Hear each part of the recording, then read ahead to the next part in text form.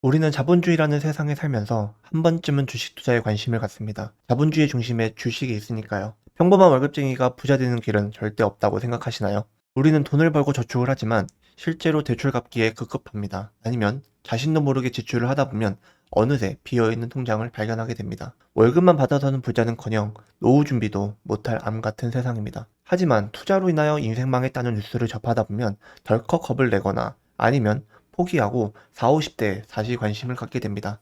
어쩔 수 없이 우리는 자본주의의 세상에 살고 있으니까요.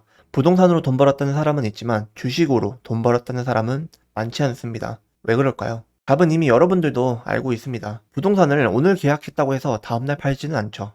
하지만 주식은 당장 오늘 하루만 보유하고 있어도 심리적으로 불안한 사람들이 많습니다. 이것 또한 왜 그럴까요? 답은 의외로 간단합니다. 부동산은 비가시적인 반면에 주식은 실시간으로 차트가 눈으로 보여지는 가시적이기 때문이죠. 또한 부동산은 자금 자체가 크기 때문에 조금만 상승해도 큰 수익을 벌 수 있습니다. 하지만 주식은 100%라도 벌지 않으면 번 것 같은 기분이 안 든다고 하는 사람들이 많습니다. 은행에 1년 이상 적금하고 2, 3% 수익률은 기뻐하면서 주식은 왜 그렇지 못하는 걸까요?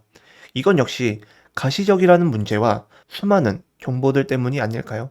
주식 또한 부동산 같은 마인드로 임한다면 수익 내기란 크게 어렵지는 않을 것입니다. 다만 여러분들이 어려워하고 힘들어하는 부분이 무엇일까요? 어떤 기업을 골라야 하며 도대체 어디서 매수를 해야 되고 어디서 매도를 해야 하는지, 또한 주가가 하락했을 때 어떻게 대응해야 하는지 모르기 때문에 어려워하거나 크게 손실 보는 분들이 많은 것이 아닐까요? 자신은 나름 주식 공부를 했다고는 하지만 공부만 했다고 해서 주식의 수익률과 연결되는 것일까요? 경험을 오래 쌓았다고 해서, 주식을 오래 했다고 해서 그것이 곧 수익으로 연결될까요? 이 종목은 왜 상승했고 이 종목은 왜 하락했는지 자신만의 기준과 원칙을 가지고 수만 개의 종목에 대입해서 분석해보고 또 분석해보셨나요? 카드값 내고 나면 남는 것이 없는 월급과 물가 상승률보다 못한 이자가 붙는 적금 정도로는 우리가 살고 있는 이 자본주의 세상에서 부를 이뤄내기 힘듭니다.